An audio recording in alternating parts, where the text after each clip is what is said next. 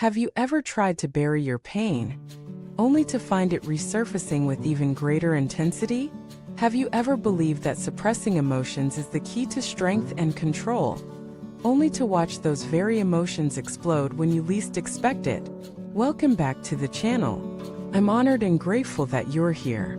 Today, we'll explore one of the deepest teachings offered by the modern Buddhist master, Mingyur Rinpoche, a teaching that doesn't ask you to fight your pain or fix your emotions, but to meet them with profound presence and wisdom. We'll uncover how our relationship with pain, discomfort, and fear defines the quality of our lives, and how turning toward what we fear most is the gateway to unshakable peace. Mingyur Rinpoche's life itself is a testament to the transformative power of facing inner suffering. Born into a lineage of great Tibetan masters, he struggled with overwhelming panic attacks from a very young age. Despite being surrounded by wisdom, he was not immune to the chaos of the mind. But instead of running, he did something radical. He turned inward. With the guidance of meditation, he stopped resisting and began investigating the nature of his fear. And what he discovered changed his life and now changes the lives of thousands. Let us begin with the core insight that lies at the heart of this transformation. Emotions are not the enemy. Pain is not the problem. Resistance is. We have been conditioned to see emotions as obstacles. Anger? Suppress it. Fear? Deny it. Sadness? Distract from it. But all this suppression doesn't eliminate the emotion, it buries it. And buried emotions don't die. They fester. They grow in the dark. They wait for moments of vulnerability to erupt. It's like pushing a beach ball underwater. The more force you use, the stronger it springs back. This is the cycle of emotional repression. Mingyur Rinpoche teaches us a different path. A path that is not about controlling emotion but understanding it. He says, the more you try to get rid of negative thoughts and emotions, the stronger they become. But when you turn toward them with awareness, they transform. This is not just a concept, it's a practice. Imagine you're feeling anxiety. Your heart races. Your stomach tightens. The usual reaction is to label it as bad, try to distract yourself, or numb it through behavior, food, work, screens, or even spiritual bypassing. But what if instead you turn toward the sensation? What if you breathed into it? Not trying to change it, but just allowing it to be? You might notice that the anxiety is not a solid block. It's a wave. It has texture, movement, space. And you are the ocean that holds it. This shift from identifying with emotion to observing it creates profound healing. It doesn't make emotions disappear. It makes them manageable, livable, understandable. The key is awareness. Awareness is like the sun. It doesn't fight the shadows. It simply shines. And in that light, darkness cannot remain.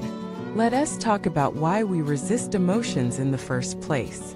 We've inherited a culture that worships positivity. Good vibes only has become the mantra of avoidance. But in Buddhism, all experiences are seen as teachers, especially the unpleasant ones. Suffering is not a punishment. It's a pointer. It reveals where we are stuck, where we are clinging, where we are afraid to feel. Pain then becomes a portal. Mingyur Rinpoche shares a beautiful metaphor. He says the mind is like a spacious sky, and emotions are like passing clouds. They might appear heavy, even stormy, but they never stain the sky.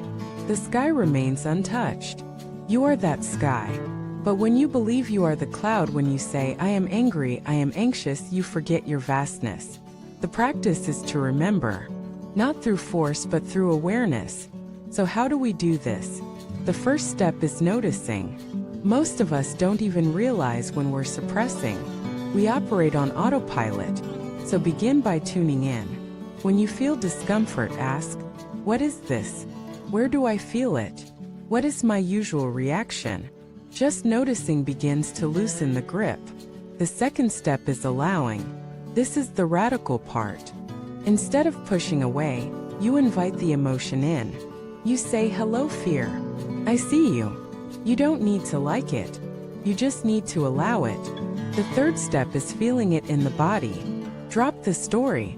Just feel the sensation. Let the emotion show itself. Let it express. Breathe with it. Stay curious. You'll find that emotions, when met directly, tend to soften. They are like children crying, not to be fixed, but to be held. This holding is presence. It's love. Not the emotional love we crave, but the love of being seen fully. That's the healing we all need. Let us take a real example.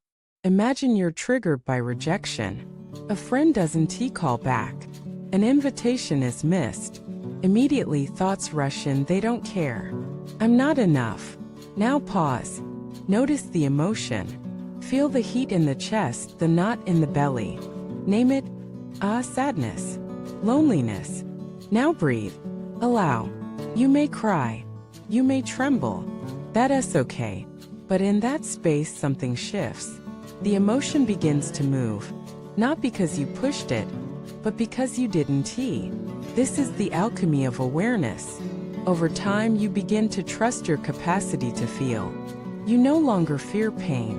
And that is freedom. Because freedom is not the absence of emotion. It's the absence of fear around emotion.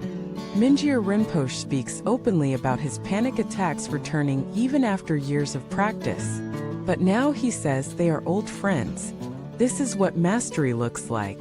Not immunity, but intimacy. You become intimate with your own heart, with all its mess and mystery. And in that intimacy, you discover compassion not just for yourself, but for all beings.